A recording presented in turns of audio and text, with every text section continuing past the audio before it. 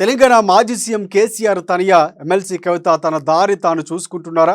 రాష్ట్రంలో అధికారం కోల్పోయిన బీఆర్ఎస్ పార్టీ మద్యం కుంభకోణంలో ఆరోపణలు ఎదుర్కొంటున్న తనకు అండగా నిలిచే పరిస్థితిలో లేదని భావిస్తున్నారు. ఒకవేళ ఈ కేసులో తాను అరెస్ట్ అయ్యే పరిస్థితి ఏర్పడితే కనీసం రోడ్డు మీదకు వచ్చి ఆందోళనకు దిగే ధైర్యం కూడా చేయలేకపోతున్నారని భావిస్తున్నారు. అంటే కవిత చేస్తున్న అడుగులు చూస్తే అవుననే సమాధానమే వినిపిస్తోంది. బీఆర్ఎస్ పార్టీకి దూరంగా ఎమ్మెల్సీ కవిత, పార్టీతో సంబంధం లేకుండా కవిత అడుగులు. జాగృతిని నమ్ముకుని ముందుకు వెళుతున్న కవిత. బీఆర్ఎస్కు దూరం అవుతున్నట్లుగా సంకేతాలు. మహిళా రిజర్వేషన్లపై జీవో నెంబర్ 3పై ధర్నా. చెలో మేడిగడ్డ ఎల్ఆర్ఎస్ ధర్నాకు దూరంగా కవిత.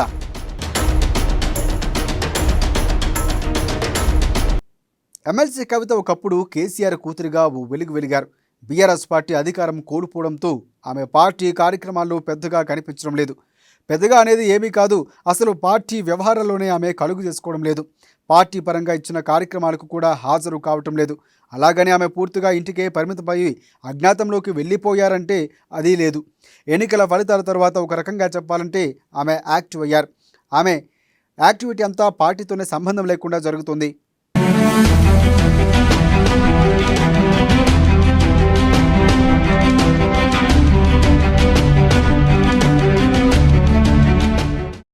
ప్రస్తుత పరిస్థితులు చూస్తూ ఉంటే తాను బీఆర్ఎస్కు దూరం అవుతున్నానన్న సంకేతాలు ఇస్తున్నారు కవిత.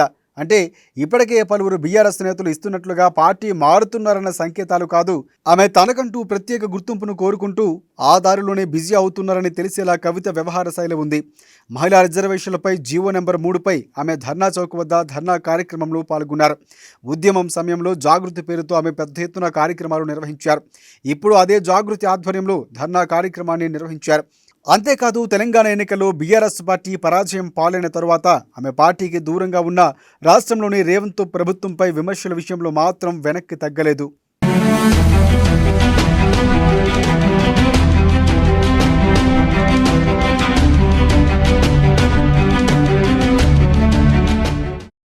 అయితే బీఆర్ఎస్ కార్యక్రమాలు ఆమె ఏమాత్రం భాగం కాకుండా దూరంగా ఉండటమే పరిశీలకులకు సైతం విస్మయానికి గురి చేస్తుంది. కాళేశ్వరం ప్రాజెక్టు నిర్మాణంలో అవినీతిపై విమర్శల నేపథ్యంలో బీఆర్ఎస్ పిలుపు మేరకు జరిగిన చెలో మేడిగడ్డ కార్యక్రమానికి, అలాగే ఎల్ఆర్ఎస్ను ఉచితంగా అమలు చేయాలని డిమాండ్ చేస్తూ మార్చి 6న బీఆర్ఎస్ నిర్వహించిన రాష్ట్ర వ్యాప్త ఆందోళనలోనూ కవిత కనిపించలేదు. అయితే ఆమె చినజీర స్వామితో భేటీ కావడంతోనే ఆమె అడుగులు ఎటువైపు అన్న అనుమానాలు తావిస్తున్నాయి.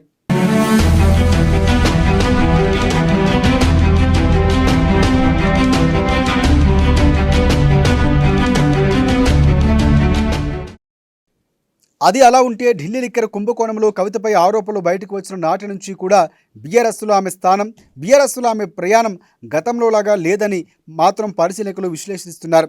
తొలిసారి కవితకు మద్యం కుంభకోణంలో ఢిల్లీ వచ్చి విచారణకు హాజరు కావాల్సిందిగా నోటీసులు అందిన సమయంలో ఆమెను బీఆర్ఎస్ పార్టీ మాత్రమే కాదు, కల్వకుంట్ల ఫ్యామిలీ సైతం పక్కన పెట్టిందంటే అవుననే అప్పటి పరిణామాలు ఉన్నాయి.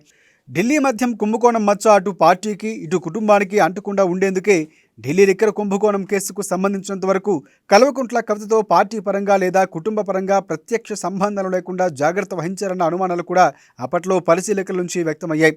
అందుకు తగ్గట్లుగానే అప్పట్లో ఆమె తెలంగాణ జాగృతిని యాక్టివ్ చేయడానికి ప్రయత్నాలు చేశారు.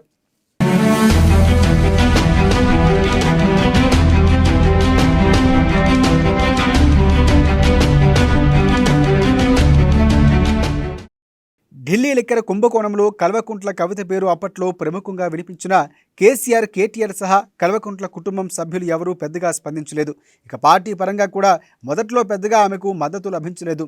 ఢిల్లీ లిక్కర్ కుంభకోణంలో కవిత పాత్ర గురించి, ఆ కేసులోంచి ఆమె బయటపడే మార్గాల గురించి గతంలో న్యాయ నిపుణులతో కేసీఆర్ చర్చించారు. ఆ తర్వాత కవితకు మద్దతుగా పార్టీ కార్యనిర్వాహక అధ్యక్షుడు కేటీఆర్, అప్పటి మంత్రి హరీష్ రావులు కూడా ఆమెతో పాటు హస్తనాకు వెళ్లారు. పార్టీ నేతలు, శ్రేణులు కూడా కవితకు మద్దతుగా మీడియా సమావేశాలు నిర్వహించారు. ఆందోళన కార్యక్రమాలు సైతం నిర్వహించారు. బీఆర్ఎస్ భయానికే మోదీ కేసీఆర్ను కట్టడి చేసేందుకు కవితను టార్గెట్ చేశారని విమర్శలు గుప్పించారు.